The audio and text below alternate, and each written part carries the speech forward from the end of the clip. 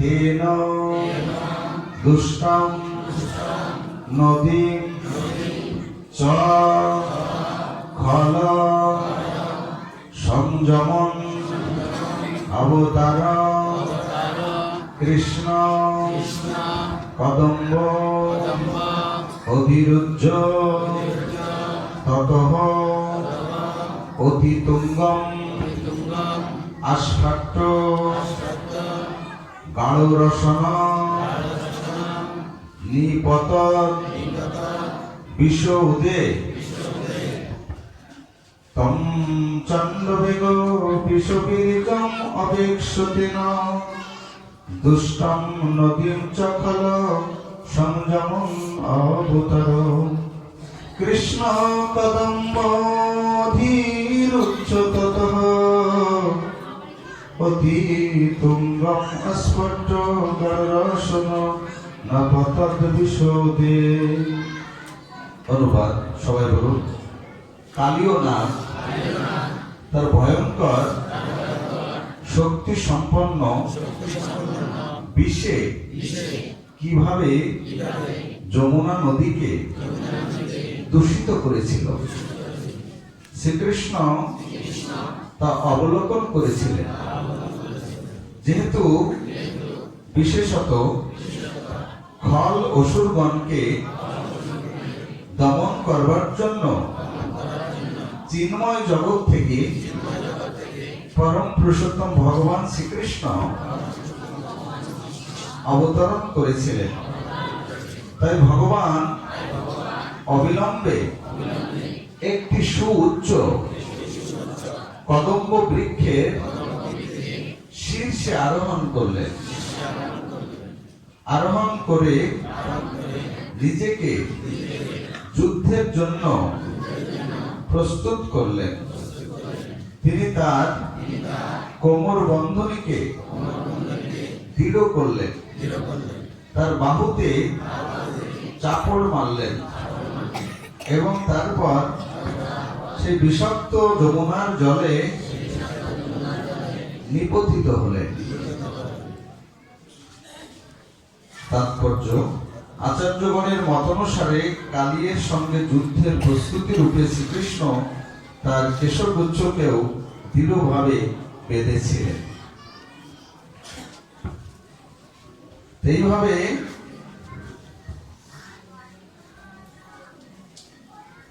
বৃন্দাবনের, এটা হচ্ছে বৃন্দাবনের ঘটনা। আমরা তো দ্বাদশটা বনের মধ্যে একটি বন হচ্ছে কি বৃন্দাবন। এটা হচ্ছে বৃন্দাবনের লীলা, যেটি ঠিক যমুনার পাশেই যখন তালবন, কুমুদবন, বহুলাবন এবং তের কদম্ব বিভিন্ন স্থানে ভগবান শ্রীকৃষ্ণ তার সখাদেরকে নিয়ে কি করছেন? গোচারণ লীলা করছেন। এক এক করে ব্রজের যত খল অসুরগণ, রাক্ষসগণ এক একটি অসুর রূপে এই বৃন্দাবনে বিভিন্ন ধরনের উপদ্রব করছিলেন, তখন ভগবান শ্রীকৃষ্ণ এক এক করে তাদের সবাইকেই কি করলেন? উদ্ধার করলেন। আজকে যমুনার তীরে যখন ভগবান শ্রীকৃষ্ণ আজকে সখাদের সঙ্গে খেলা করতে যাবেন, গোচারণে যাবেন, মা যশোদা তার আগেই তিনি একটু ইঙ্গিত পেয়েছেন। মা যশোদা গত রাত্রেই তিনি স্বপ্নে দেখছেন যে গোপালকে চারিদিকে কি যেন বিষাক্ত সর্প তাকে দংশন করছে। মা যশোদা রাত্রে এই স্বপ্ন দেখে তিনি আর নিজেকে ধরে রাখতে পারছেন না। তিনি মনে মনে রাত্রে এই সিদ্ধান্ত নিলেন যে আগামীকাল সকালে যত যেই আসুক না কেন আমার গোপালকে আর গোঠে পাঠাবো না, কারণ আমি স্বপ্ন দেখেছি গোপালের কি হবে, আগামীকাল বিশাল একটা বিপদ আছে। এই বিপদের ইঙ্গিত কিন্তু সাধারণত মায়ের আগে পেয়ে যায়। সন্তানের কোনো বিপদ আসলে মারা কিন্তু অনেক সময় কি আগে বুঝে যায়, এজন্য বলে যে বাবা তোর যাওয়ার দরকার নেই। যেজন্য মা যশোদাও ঠিক তেমনি, তিনি যেন এই স্বপ্নের মাধ্যমে জানলেন যে আমার গোপালকে যেন কে দংশন করছে। তাই অতি প্রত্যুষে যখন সব সখারা এসে ডাকছে, গোপাল তুমি আজ গোষ্ঠে যাবে না? গোপাল জড়সড় হয়ে সেজে গুজে চুপচাপ বসে আছে, কিন্তু মার অনুমতি নেই। মার অনুমতি না থাকলে কি যাওয়া যায়? মায়ের অনুমতি নেই, কারণ ভক্ত বৎসল ভগবান। ভগবান হচ্ছেন ভক্তের অধীন। ভক্ত যদি খেতে বলে খায়, ভক্ত যদি ঘুমাতে বলে ঘুমায়, ভক্ত যদি বলে কান ধরে দাঁড়িয়ে থাকো, হ্যাঁ, গোপালকে সেরকম কান ধরে দাঁড়িয়ে থাকতে হয়েছে। মা যশোদা যা বলেছেন, অনাদির আদি গোবিন্দ বিশ্ব ব্রহ্মাণ্ডের মালিক যিনি, তাকে কি করতে হয়েছে? সাথে সাথে সেখানেই দাঁড়িয়ে থাকতে হয়েছে। এই জন্য ভগবান হচ্ছে ভক্তের অধীন। তো গোপাল সকালবেলা উঠে সেজে গুজে বসে আছে যে গোষ্ঠে যাব, কিন্তু মা যশোদা কিছুতেই আজকে যেতে দিচ্ছে। তো শ্রীরাম এসে ডাকছে, কিরে কানাই, আজ গোষ্ঠে যাবে না? দেখ আমি তো যেতে চাই, কিন্তু মায়ের ভালোবাসায় তো আমি আটকা পড়ে গেছি। মা আমাকে এত ভালোবাসে, যে ভালোবাসার বন্ধন ছিন্ন করে আমি অনুমতি না নিয়ে কি করে যাই? মায়ের ভালোবাসা ছেড়ে আমি যেতে পারছি না। তাই শ্রীরাম বলছে, তোর মা আছে, আমাদের কি মা নেই? তোর মাই যত তোকে ভালোবাসে, আর তোর মায়ের ভালোবাসা আমরা জানি না? কি করেছিল? শ্রীরাম বলছে, জানি রে তোর মায়ের প্রেম কত ভালোবাসে, স্বল্প নবনীর তরে বেঁধেছিল গাছে। আমরা কি জানি না তোর মায়ের প্রেম কেমন? আমাদেরকে মা নেই? তোর মা সামান্য একটু ননি খেয়েছিলি, কি করেছিল? হ্যাঁ, উদু ফলে বেঁধেছিল। হ্যাঁ, তোর মার বড় বড়াই করছে দেখছি। আমাদের বুঝি মা নেই? আমাদের মা তো কোনোদিন এরকম বাঁধেনি। দেখে মায়ের কথা ছাড়, চল গোষ্ঠে চল। তখন কানাই বলছে, না না আমি যেতে পারি না। এক পর্যায়ে কি করলেন, বলরামকে মা যশোদা একটু ভরসা করতেন।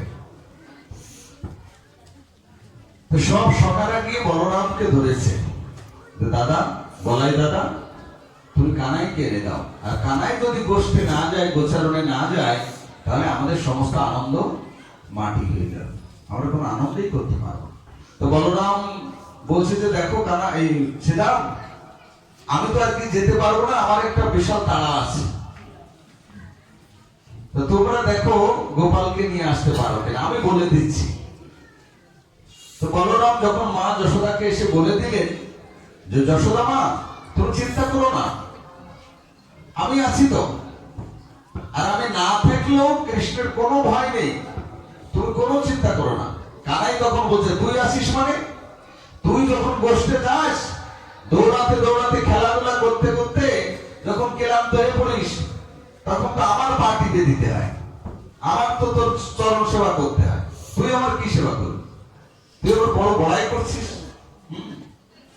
কানাই বলছে বলরাম, তুই তো শুয়ে পড়িস সকালের কোলে, আর আমার তোর চরণ মেসেজ করতে হয়, তুই আমার কি সেবা করবি? বেশ, এক পর্যায়ে মা যশোদা কি করলেন, বলরামের কথায় রাজি হলেন।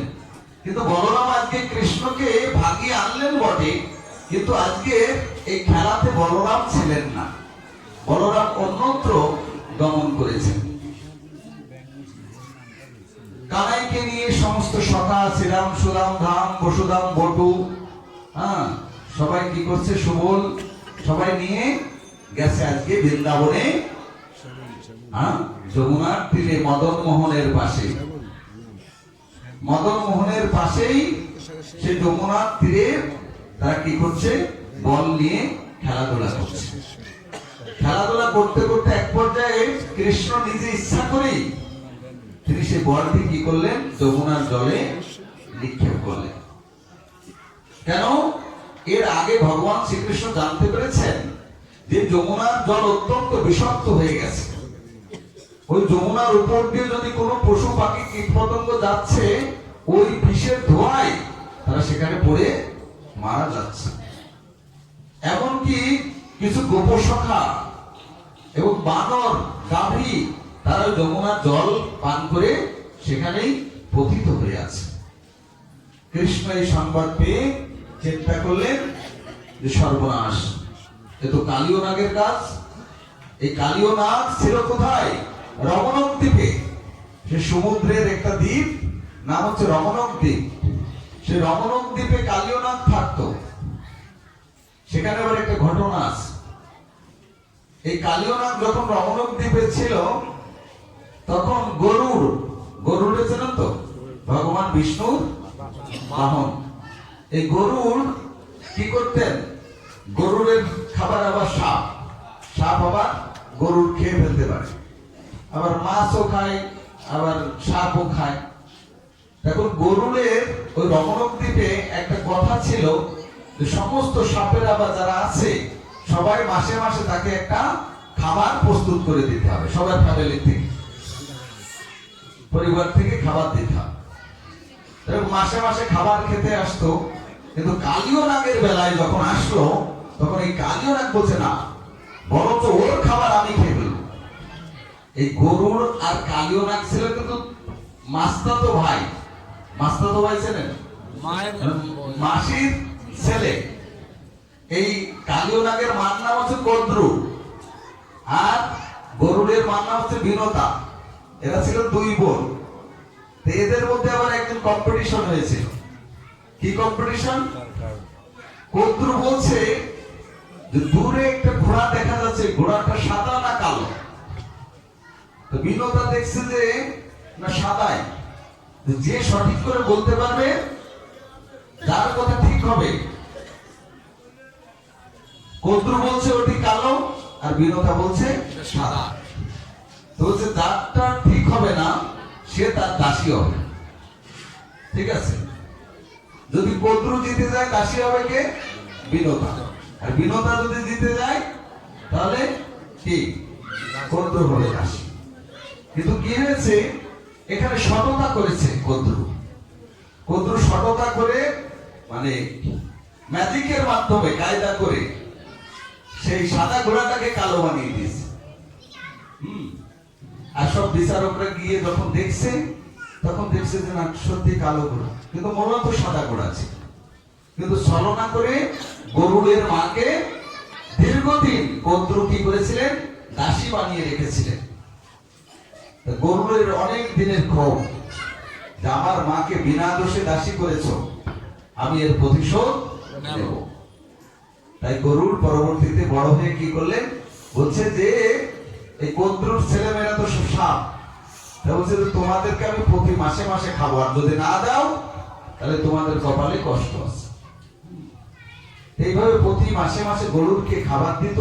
আর কালীয় নাগ কি করতো, যখন তার বেলা এসেছে সে খেয়ে দিয়েছে, সে আর গরুরকে কিছু দেয়।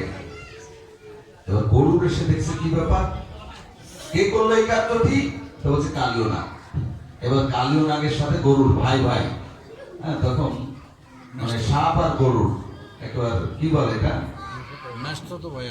আদায় কাজ করা। আদায় কাজ করা মানে কি? কুমড়া আছে না, সম্পর্ক মানে কি? ঘোর শত্রুতা দুজনের মধ্যে। এখন ঘোর শত্রুতা বেঁধে গেছে। এখন তুমুল যুদ্ধ শুরু হয়ে গেছে কালীয় নাগের সাথে আর গরুড়ের। এক পর্যায়ে কালীয় নাগ গরুড়কে অনেক দংশন করেছিল, কিন্তু গরুড়ের এই সাপের বিষে কিছু হয় না। সে পুনরায় তার যে ডানা ছিল, ওই ডানা দিয়ে এমন মার মেরেছে কালীয় নাগকে, সে ভয়ে সেখান থেকে পালিয়ে যমুনার হ্রদে গিয়ে, যমুনার একটি হ্রদ, সে হ্রদে গিয়ে আশ্রয় গ্রহণ করেছে। কেন? এই কালীয় নাগ হচ্ছে খল। ও জানতো যে গরুরের একটা অভিশাপ আছে যমুনাতে, আমি ওখানে গিয়ে যদি লুকাই তাহলে গরুর কোনোদিনও সেখানে যাবে না। কি ছিল সেই অভিশাপ? গরুর একবার যমুনাতে জোর করে যমুনার জলের মাছ ভক্ষণ করতে গিয়েছিল। তখন জলের তলে ছিলেন সবরীমণি, সৌবরীমণি। সৌবরীমণির নাম শুনেছেন? এই সৌবরীমণি ওই যমুনার জলের তলে তপস্যা করছিলেন। তা ওই সৌবরীমণি বলছে, হে গরুড়, তুমি এটা পবিত্র জায়গা যমুনা, বৃন্দাবন, এই যমুনার মাছ তুমি খাবে না। তারপরে জোর করে গরুড় ভক্ষণ করেছেন। তখন সৌবরীমণি অভিশাপ দিয়েছিলেন, দ্বিতীয়বার আর যদি কখনো কোনোদিন এই বৃন্দাবনের যমুনাতে এসে এই মৎস্য ভক্ষণ করার চেষ্টা করো তাহলে তোমার মৃত্যু হবে। এই অভিশাপ কে দিলেন? সৌবরীমণি। সেই ভয়ে গরুড় আর কোনোদিন ওই যমুনাতে মাছ খেতে যায় না। আর এই খবর কে জানলেন? কালীয় নাগ। কালীয় নাগ এই খবর জানতেন যে গরুড় সেখানে যাবে না। তাই কালীয় নাগ সেই গরুড়ের ভয়ে যমুনার হ্রদে গিয়ে লুকিয়েছিলেন। যখনই যমুনার জলে গেছে, তার যে 101টি ফণা ছিল, ভাগবতে বলছে 101টি ফণা। এই ফণা জাগ্রত করে এমন বিষ ছাড়তে লাগলেন যে পুরো যমুনার জল একেবারে বিষাক্ত হয়ে গেছে। এমনকি তার সে ধোঁয়া, বিষের ধোঁয়া বের হচ্ছে সেখানে। আর যত পশু পাখি কীট পতঙ্গ সেখানে ছিল সব মারা যাচ্ছে। এমনকি যমুনার জল গাভীরা গোপসখারা খেয়ে পান করে কি করেছে, যমুনার তীরে সবাই মরে পড়ে আছে। তো ভগবান শ্রীকৃষ্ণ দেখলেন এই কালীয় নাগকে তো একটু ভালো শিক্ষা দেওয়া দরকার। কৃষ্ণ তখন ছোট, মাত্র 6-7 বছর বয়স। খেলাধুলা করতে করতে ইচ্ছা করে কি করলেন, বলটি যমুনায় ছুড়ে দিলেন। এখন ওখানে কে যাবে? সব সখারা ধরছে, কানাই তুমি দিয়েছো, ওখানে তুমি গিয়ে নিয়ে আসো, আমরা কেউ যেতে পারবো, কারণ ওখানে খুব বিষাক্ত। এই দেখো অনেকে মারা গেছে। কৃষ্ণ কি করলেন, তাদের ইক্ষুনের মাধ্যমে, দৃষ্টির মাধ্যমে যারা যমুনার তীরে মারা গিয়েছিল তাদেরকে শুধুমাত্র দৃষ্টিপাত করেছেন, সাথে সাথে আবার তারা সবাই জীবিত হয়ে গেছে। এবার চিন্তা করলেন যে না, এই ব্রজবাসীদেরকে এই কালীয় নাগের হাত থেকে রক্ষা করতে হবে। তাই ভগবান শ্রীকৃষ্ণ ঠিক মদন মোহন টিলার আগে, দ্বাদশ টিলার আগেই, বরাহ ঘাটের মাঝখানে ইমলি তলার আগেই সেখানে ছিল একটা বিশাল বড় কদম্ব বৃক্ষ। এই কদম্ব বৃক্ষটি এখনো আছে সেখানে। যে বৃক্ষের ডালটাতে উঠে কৃষ্ণ ঝাঁপ দিয়েছিলেন, সেই ডালটাও ঠিক সুন্দর সেভাবে পাতানো আছে, এখনো আছে। আপনারা গেলে দেখতে পাবেন যে ডালটাতে কৃষ্ণ উঠেছিলেন। আমরা সব ভক্তদের নিয়ে যায়, ওরা সেই ডালে প্রণাম করে, প্রদক্ষিণ করে, ভগবান কৃষ্ণ উঠেছিলেন, সেটা এখনো আছে। আপনারা বৃন্দাবনে গেলে দর্শন করতে পারেন। সেই ডালে উঠে উচ্চ ডাল, সেটি ভগবানের কৃপায় এইভাবে একটা ব্রিজের মতো হয়ে গেছে। সেটার উপরে উঠে তিনি যমুনার জলে ঝাঁপ দিলেন। যখনই ঝাঁপ দিলেন সমস্ত সখারা হাই হাই করতে লাগলো, কৃষ্ণ আরে একটা বলের বা কি আছে, চলে গেলেই বা কি আছে একটা বল, তুমি চলে গেলে তো আমাদের সব আনন্দ মাটি হয়ে যাবে। এইভাবে কৃষ্ণ যখন ঝাঁপ দিলে সবাই হাওয়া করে চিৎকার করে কান্নাকাটি করতে শুরু করলো। আর এদিকে সব ব্রজবাসীদের খবর পাঠিয়ে দিল যে কৃষ্ণ গোপাল কি করেছে, যমুনা বিষাক্ত জলে ঝাঁপ দিয়েছে। এবার সবাই কৃষ্ণ বিরহে, না জানি কৃষ্ণের আজকে কি হবে।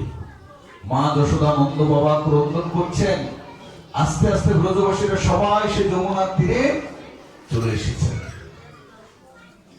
মা যশোদা নন্দ বাবা যখন ক্রন্দন করছেন, বলরাম অন্যত্র ছিল, আজকে ছিল না দলে। বলরামও ছুটে এসেছেন। বলরাম এসে যখন সবাই ক্রন্দন করছেন, তখন বলরাম বলছে, একটু ঈষৎ হাসলেন, হেসে বললেন, তোমরা কান্নাকাটি করো না, দেখো কি হয়।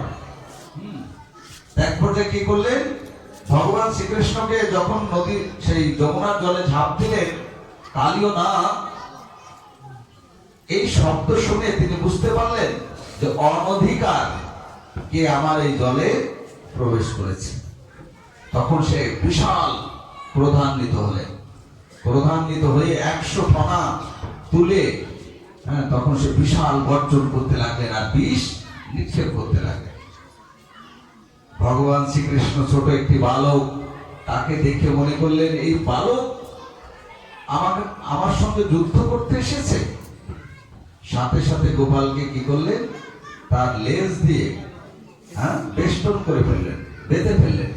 বেঁধে ফেলে জলের উপরে উঁচু করে ধরেছেন। এবার সব ব্রজবাসীরা কি দেখছে যে সাপ, সে কালীয় না কৃষ্ণকে একবার পরিবেষ্টন করে চেপে ধরেছেন, বাঁচার আর কোনো উপায় নেই। এবার সবাই কিন্তু দুঃখে কাতর হয়ে বিরহে কান্না শুরু করেছেন সব ব্রজবাসীরা, যে গোপাল না থাকলে আমাদের কি হবে। মা যশোদা, নন্দ বাবা, তাদের মা তো অজ্ঞান হয়ে পড়ে গেছে। মা যশোদা গোপালের এই দৃশ্য দেখে তারা সেন্স থাকে, সাথে সাথে একেবারে অচৈতন্য হয়ে পড়ে গেছে। নন্দ বাবাও ক্রন্দন করছে, সমস্ত ব্রজবাসী, ব্রজঙ্গনাগর, ব্রজবালা সবাই কৃষ্ণ বিরহে তখন কান্নাকাটি করছে। একটা যেন শোকের ছাপ পড়ে গেছে ব্রজে। কৃষ্ণ দেখলে সর্বনাশ, সবাই তো আমার আশ্রয় ব্রজে আছে, অথচ আমাকে যদি এই অবস্থায় দেখে তাহলে কি হবে, আমাকে তাড়াতাড়ি এখান থেকে উঠতে হবে। তখন কৃষ্ণ কি করলেন, তার সেই শরীরটাকে বাড়াতে লাগলেন। কৃষ্ণ বিশাল মোটা হতে শুরু করেছে। মোটা হতে হতে এবার সাপ আর তার বাঁধন ধরে রাখতে পারছে না। এক পর্যায়ে সাপ নিরুপায় হয়ে সে কালীও তার বাঁধন ছেড়ে দিয়েছে। এবার কি করলে, যুদ্ধ শুরু হয়ে গেছে। ভগবান কৃষ্ণের বুকে তার 101টি ফণা তুলে দংশন করেছিলেন, কিন্তু তারপরেও কৃষ্ণকে বিন্দুমাত্র টলাতে পারেনি।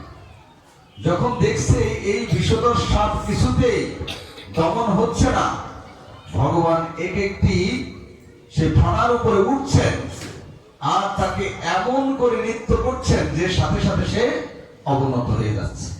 আবার আরেকটি ফণা যখন তুলছে তখন সেটার উপরে গিয়ে নৃত্য শুরু করছেন। এইভাবে এক একটি করতে করতে 101টির উপরে তিনি তাণ্ডব নৃত্য শুরু করলেন, বিশাল নৃত্য। আর সেই নৃত্যে সমস্ত দেবতারা পর্যন্ত সবাই সঙ্গত দিচ্ছিলেন। কেউ তবলা বাজাচ্ছেন, কেউ খোল বাজাচ্ছেন, কেউ করতাল বাজাচ্ছেন। যার যে যন্ত্র ছিল সব যন্ত্র সেখানে এনে তখন মধুর মধুর বাজনা শুরু হয়ে গেল। আর কৃষ্ণ সেই মধুর তালে বিশাল আকারে নৃত্য শুরু করলেন সেই কালীয় নাগের মস্তকের উপরে। একটি ফণা যখন নিচু হয়, আরেকটি যখন বেড়ে ওঠে তখন সেটাকে আবার দাবিয়ে দেয়। এইভাবে এক এক করে 101টি ফণার উপরে নৃত্য করে যখন দমন করলেন, তখন কালীয় নাগ বুঝলেন এই সাধারণ কেউ নয়, এই সাধারণ কেউ নয়। আর যখন দেখছেন যে তার রক্ত বমি হচ্ছে, তখন এই কালীয় নাগ তার মুখ দিয়ে রক্ত বমি বের করছে, মানে রক্ত বমন করছে। এবার কালীয় নাগ পত্নীগণ, তার পুত্র পরিবার যারা ছিল, আত্মীয় স্বজন, প্রথমে সেই কালীয় নাগের স্ত্রীগণ প্রথমে কিছু বলেননি, কারণ তারা জানতো যে আমার স্বামী কতটা খল এবং একে সাহায্য করার মতো কেউ নেই। এমনকি কালীয় নাগ পত্নীদেরকে এতটা যন্ত্রণা দিলেও তারা কোনোদিন মুখ খুলে কিছু বলতে পারে।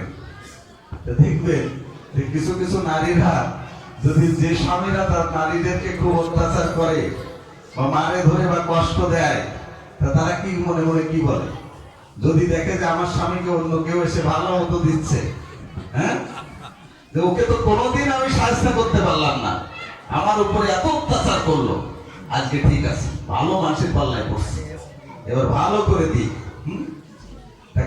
নাগভর্তিগণ প্রথমে এরকম ভাবছিলেন যে ও তো বিশাল বাড়া বেড়ে গেছে, আমরা তো কেউ কমাতে পারি নাই। এমন একজন এসেছে অনাদির আদি গোবিন্দ, যে ইনি পারেন একমাত্র তাকে সায়স্তা করতে।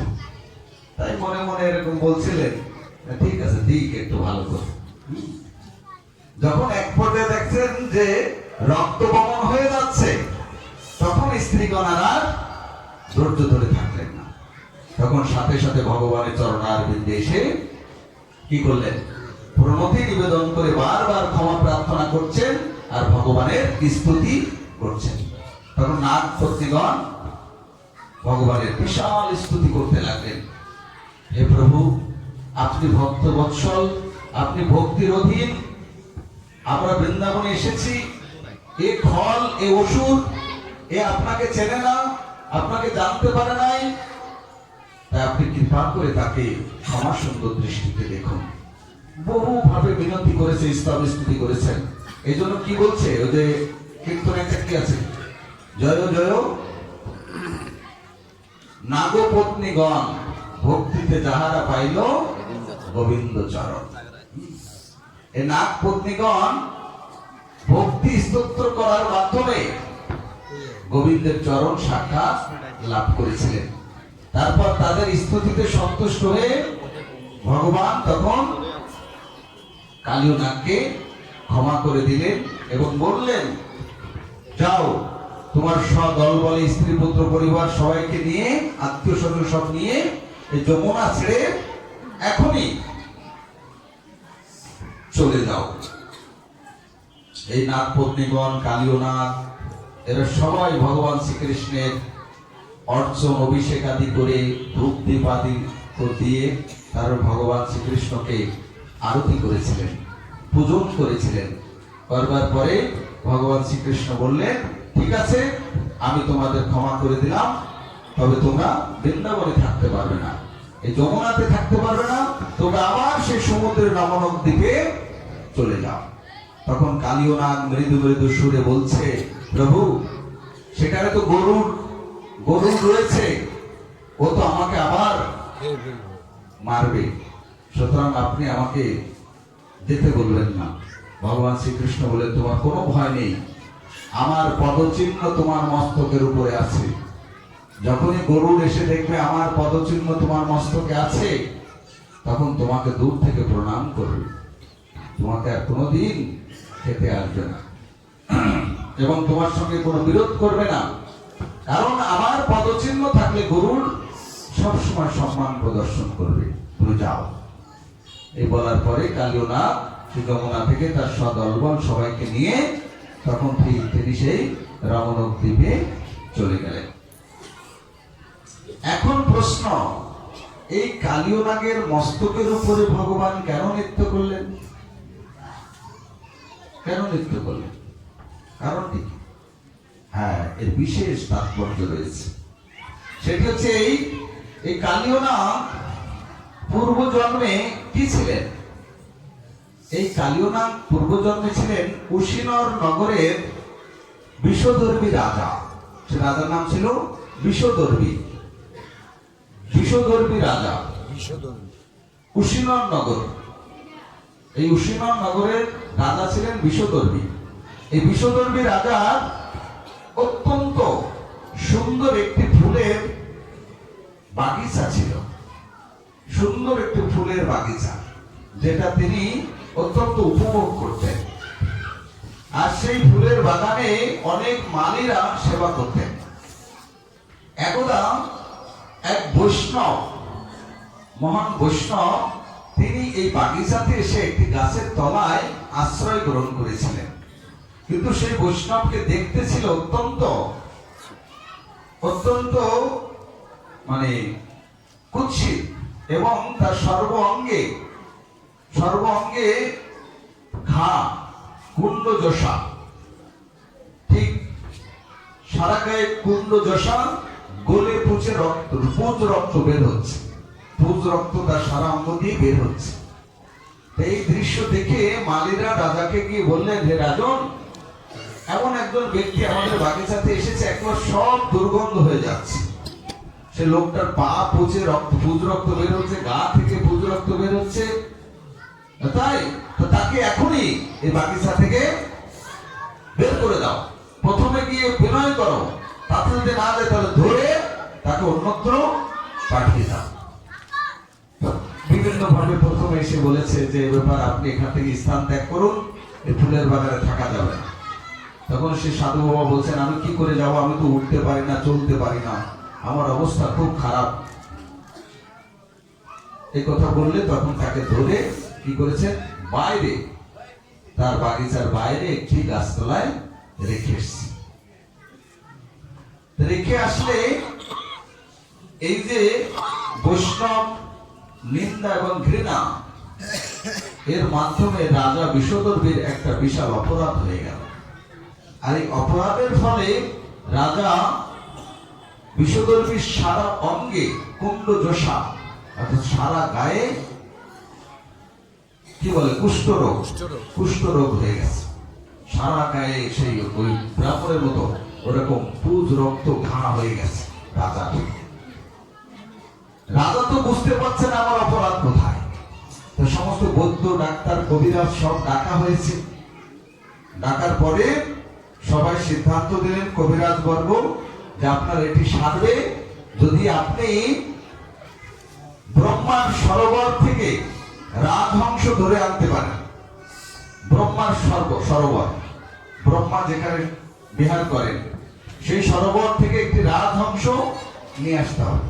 আর ওই রাজহংস মাংস দিয়ে ওষুধ খেতে হবে, তাহলে আপনার রোগ ভালো।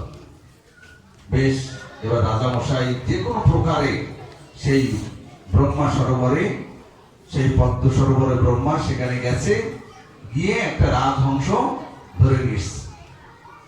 এবার রাজহংস তো কথা বলছে, রাজহংস কথা বলতে পারে। রাজহংসকে যখন ধরে নিয়ে এসেছে, যখন কাটতে যাবে তখন রাজহংস কথা বলে উঠেছে, হে রাজন, আমাকে মারবেন না, আমাকে মারলে আপনার রোগ ব্যাধি ভালো হবে না। যেটা কবিরাজ বলেছে সেটাতে আপনার রোগ ভালো হবে না, তাহলে কিসে আমার রোগ ভালো হবে? তুমি কি করে জানো? আমি জানি, আমি ব্রহ্মার নিকটস্থ আমি থাকি সবসময়, এবং আমি জানি যে আপনার কিসে মঙ্গল হবে। তো বলো কিসে আমার মঙ্গল হবে, কিসে আমার এই রোগ থেকে মুক্তি হবে? তখন রাজহংস বললেন যে আপনার বাগিচায় যে একজন বৈষ্ণব ছিলেন, ভক্ত, যার গায়ে সর্ব অঙ্গে ঘা, পুজ রক্ত পড়ছিল, আপনি তাকে অবজ্ঞা করেছেন, ঘৃণা করেছেন, করে সেখান থেকে লোক দিয়ে তাকে বাইরে বের করে দিয়েছেন। আপনি যদি সেই বৈষ্ণবের চরণ ধুলি বা চরণ ধৌত জল যদি পান করতে পারেন, তাহলে আপনার এই রোগ ভালো হয়ে যাবে। বৈষ্ণবের পদধূলি।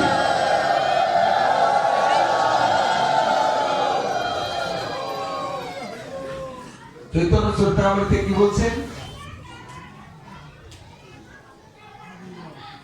ভক্ত পদ ধূলি, ভক্ত পদ জল, ভক্ত ভুক্ত শেষ, এই তিন সাধনের বল।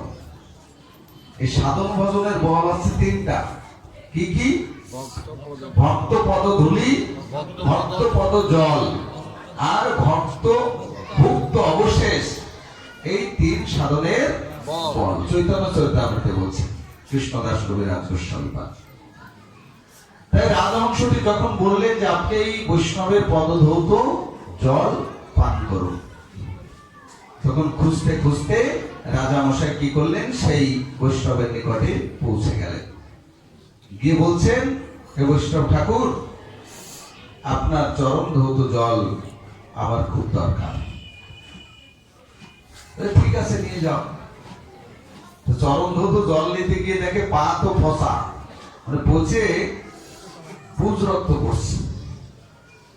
জল দিয়ে একটু ধুয়েছে, কিন্তু সব রক্ত পুজ ভরা। তখন ঘৃণায় রাজার খাওয়া যায় না, যায় যার অতি ভক্তি আছে বৈষ্ণবের প্রতি, সে খেতে পারে। কিন্তু আমাদের মতো যারা অল্প ভক্তি সম্পন্ন, তারা কি করে খাবে? রাজাও ঠিক সেরকম, তিনি কিন্তু মন চাইছে না কিছুতেই, কি করে মুখের মধ্যে আমি এটা দিব, এটা তো সম্ভব না। এক পর্যায়ে তিনি কি করেছিলেন, সেই ভক্ত পদধূলি, ভক্ত পদ জল তিনি মাথায় মেখেছিলেন, মাথায় দিয়েছিলেন। মাথায় দিলেও এত সুন্দর ঔষধ, না খেয়েও তার সর্ব অঙ্গের রোগ ভালো হয়ে গেছে, সব সুস্থ হয়ে গেছে রাজা। কিন্তু যেহেতু বৈষ্ণবের পদজলকে অবজ্ঞা করেছে, রাজহংস পুনরায় কথা বলে উঠলেন, হে রাজন, আপনি আবারও অবজ্ঞা করেছেন বৈষ্ণবের পদধৌত জলকে, আপনি না পান করে মাথায় ধারণ করেছেন।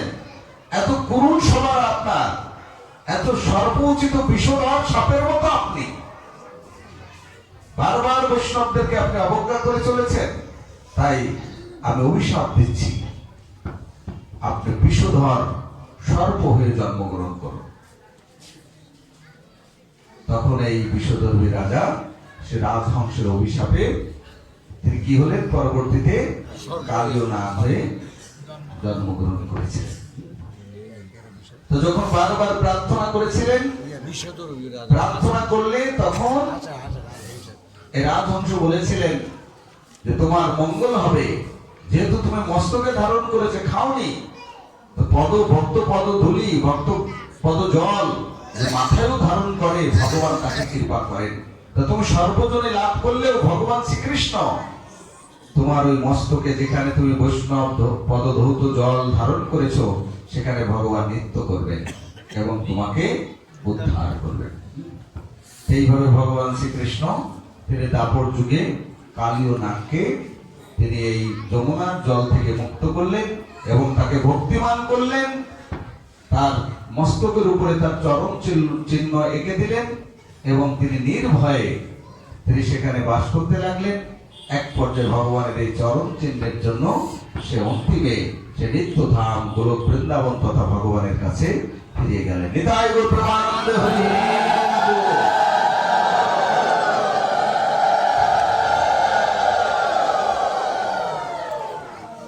বৃন্দাবনে এরকম বহুত লীলাবিলাস ভগবান শ্রীকৃষ্ণ করেছেন। পদ্মপ্রিয় কৃষ্ণ লীলা করে ঝলমল, সেই তো দেখিতে পারে যার আঁখি নির্মল। এখনো সে ভগবান শ্রীকৃষ্ণের লীলা বৃন্দাবনে ঝলমল করছে, কেউ দেখতে পারে, কেউ দেখতে পারে না।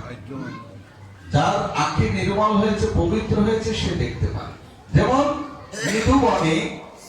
নিধুবনে এখনো রঙ্গলি মহলে, যেখানে রাধা গোবিন্দ এখন নিত্য বিলাস করেন, বাস্তব প্রমাণ, আমরা তো গিয়ে দেখেছি।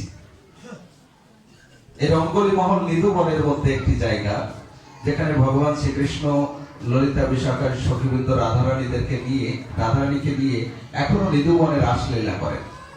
এখনো সে রাসস্থলী আছে, আর সেই রাসস্থলীতে এখনো নিত্য রাধা গোবিন্দের সেই লীলাবিলাস হয়। তার প্রমাণ কি? তার প্রমাণ হচ্ছে রঙ্গলি মহল। এই রঙ্গলি মহলে ব্রজবাসীরা রাত্রে সবকিছু সুন্দর করে ভগবানের জন্য, রাধারানীর জন্য সবকিছু গুছিয়ে রাখে। রাধারানীর আলতা, রাধারানীর কুমকুম, তারপরে রাধারানীর পরিহিত বস্ত্র, তারপরে ভগবান শ্রীকৃষ্ণের দাঁতন, মানে যা তার কিছু রেখে দেয়। সকালে এসে আমরাও দেখেছি, গিয়ে দেখা যাচ্ছে সে দাঁতনটা চাবানো, সেই কুমকুমটা ব্যবহারিত খোলা ব্যবহার করা, আলতাটা ছড়িয়ে ছিটিয়ে রয়েছে ব্যবহার করেছে, হ্যাঁ, সে পোশাক বস্ত্র পরিধান করেছেন, আবার সেটি খুলে, সেটা তো ভাঁজ করা ছিল, আবার সেখানে খোলা রয়েছে, মানে সবকিছু ওখানে ব্যবহৃত দেখা যায় এখনো নিধুবনে। এই জন্য নিধুবনে রাত্রে কাউকে থাকতে দেন না, এমনকি বান্দর, মানে বানররাও সেখানে থাকতে পারে না এবং থাকে না। তারা জানে যে আমাদের প্রভু এখানে লীলাবিলাস করে। আর এখনো পর্যন্ত যারা মানে প্রতিজ্ঞা করেছে আমরা দেখবো বা আমরা থাকবো, দেখি আমাদের কি হয়, এরকম যারা অহংকার করে থেকেছে, তারপরে যে আমরা গিয়ে শুনেছি যে তারা কানা হয়ে গেছে, অন্ধ হয়ে গেছে, নাহলে খোড়া হয়ে গেছে, না হলে তারা বধির হয়ে গেছে, আর কথা বলতে পারে না, এরকম হয়ে গেছে। তারা জোর করে লীলাবিলাস দেখার ই করেছে তাদের। আবার কেউ সেখানে দেহ রেখেছে। ভগবানকে দেখে কি আর সহ্য করতে পারে সবাই? সাথে সাথে দেহ রেখে চলে গেছে ভগবান নাম। এইভাবে এখনো বৃন্দাবনে সেই নিধুবনে সে রঙ্গলি মহলে রাধা গোবিন্দ নৃত্য লীলাবিলাস করছেন। একদিন এই নিধুবনে যখন রাস নৃত্য হচ্ছিল, কৃষ্ণ হঠাৎ করে সে রাস নৃত্য থেকে হারিয়ে গেছে। মানে নিজেকে একটু আড়াল করে রেখে তিনি বিষ্ণু মূর্তি ধারণ করে নিধুবনের এক সাইডে দাঁড়িয়ে আছেন। এবার সখীরা, গোপিকারা, রাধারানী, ললিতা, বিশাখাদি সখীবৃন্দ সবাই কৃষ্ণকে অন্বেষণ করছে। তো ললিতা, বিশাখা তার সামনে দিয়ে যাচ্ছে কৃষ্ণের, মানে বিষ্ণু মূর্তিতে আছে তো শঙ্খ চক্র গদা পদ্ম। বিষ্ণু মূর্তিতে তো রাধারানী, সখীবৃন্দ এরা কোনো মালুম নেই, বলে না ওই বিষ্ণু, এর কাছে আর কি শুনবো, এ কি জানে। তারপরও ললিতা, বিশাখাদি সখীবৃন্দ বিষ্ণুর কাছে জিজ্ঞাসা করছে যে আমার প্রভুকে দেখেছো, আমাদের কৃষ্ণকে দেখেছো, এদিক দিয়ে গেছে কি? ভগবান কৃষ্ণ বিষ্ণু রূপে আছে, বলছে না আমি তো দেখি। এবার খুঁজতে খুঁজতে যখন ঠিক ওই বিষ্ণুর কাছে রাধারানী গেছে, তখন বিষ্ণু কিন্তু আর তার রূপকে ধারণ করে রাখতে পারেনি, এই বিষ্ণু রূপ আর ধরে রাখতে পারেনি। কারণ রাধারানীর ভক্তির কাছে বিষ্ণু কৃষ্ণ হয়ে যায়, বুঝতে পারছেন? বলছে যার যত ভক্তি মাধুর্য রসের, সেখানে বিষ্ণু থাকতে পারে না দাঁড়িয়ে, সেখানে সাক্ষাৎ দ্বিভুজ মুরলীধারী শ্যাম সুন্দর হয়ে যায়। রাধারানী যখনই বিষ্ণুর সামনে গেছে, সাথে সাথে দুই হাত ঢুকে গেছে, আর দুই হাত দিয়ে বংশী বাদন করছে, তখন ধরে ফেলছে। এবার ধরে নিয়ে যখন এসেছে, এবার সখীরা চিন্তা করছে তুমি চুরি করে আমাদের রেখে পালিয়েছ। এইভাবে তারা খুব একটু কৌশল করে কৃষ্ণকে ভুলিয়ে ভালিয়ে বাঁশিটা চুরি করে নিয়েছে, কৃষ্ণের বাঁশি চুরি করে নিয়েছে, কিন্তু কৃষ্ণ জানতে পারেনি।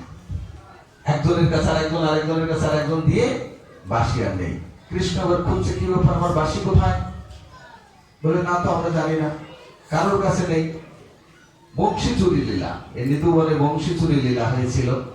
সখীরা এক পর্যায়ে কৃষ্ণ কোথাও বংশী পাচ্ছে না, আর বংশী ছাড়া কৃষ্ণকে দিয়ে আমরা কি করবো? তাই ললিতা, সখীবৃন্দ, রাধারানী বলছে তোমাকে আমাদের আর দরকার নেই, তুমি যাও, তোমার বাঁশি নেই মানে তোমার কিছু নেই, বাঁশি ছাড়া কৃষ্ণ দিয়ে আমরা কি করবো? এবার কৃষ্ণ তো খুব বিপদে পড়ে গেছে। এবার ওরা বলছে দেখো আমাদের কৃষ্ণ আছে, তুমি চলে যাও। কোথায়? এবার রাধারানীকে খুব সুন্দর করে কৃষ্ণ সাজিয়েছে, কৃষ্ণ সাজিয়ে বাঁশি হাতে নিয়ে রাধারানী চলে এসেছে। এসে সখীরা বলছে এই হচ্ছে আমাদের কৃষ্ণ, তুমি আসতে পারো, তুমি আমাদেরকে বারবার ছেড়ে মজা দেখো, তুমি পালিয়ে চলে যাও, হ্যাঁ আমাদের আর কৃষ্ণ লাগবে না, আমরা কৃষ্ণ পেয়ে গেছি। তখন রাধারানীকে কৃষ্ণের বেশে সাজিয়ে রাধারানী কি করছে? বংশী হাতে দাঁড়িয়ে আছে, সখীরা তাকে নিয়ে নৃত্য কীর্তন করছে। এইভাবে রাধারানীর বংশী চুরি লীলা সে নিধুবনে এখনো সেখানে রয়েছে, এবং রাধারানী বংশী হাতে দাঁড়িয়ে আছে, আর সখীরা তার পাশে দাঁড়িয়ে আছে, নৃত্য করছে। এইভাবে এখনো নিধুবনে আছে, আপনারা গেলে দেখতে পাবেন। আর এই নিধুবনে আরেকটি সুন্দর ঘটনা হয়েছিল, যেটি হচ্ছে বৃন্দাবনের সবচেয়ে নাম করা ফেমাস বিগ্রহ, বিখ্যাত বিগ্রহ, নাম হচ্ছে বঙ্কু বিহারী। বঙ্কু বিহারী নাম শুনেছেন? কেউ বলে বাঁকে বিহারী, কেউ বলে বাঙ্কে বিহারী, কেউ বলে বঙ্কু বিহারী। হ্যাঁ, এরকম এক একজন এক এক নাম ধরে ভগবান শ্রীকৃষ্ণকে এই বঙ্কু বিহারী বলে ডাকে। তো বঙ্কু বিহারী কিভাবে এলো? হরিদাস দাস নাম শুনেছেন? হরিদাস দাস, হরিদাস ঠাকুর না, কিন্তু ছোট হরিদাসও না, বড় হরিদাসও না, আবার নাম আচার্য হরিদাস ঠাকুরও না।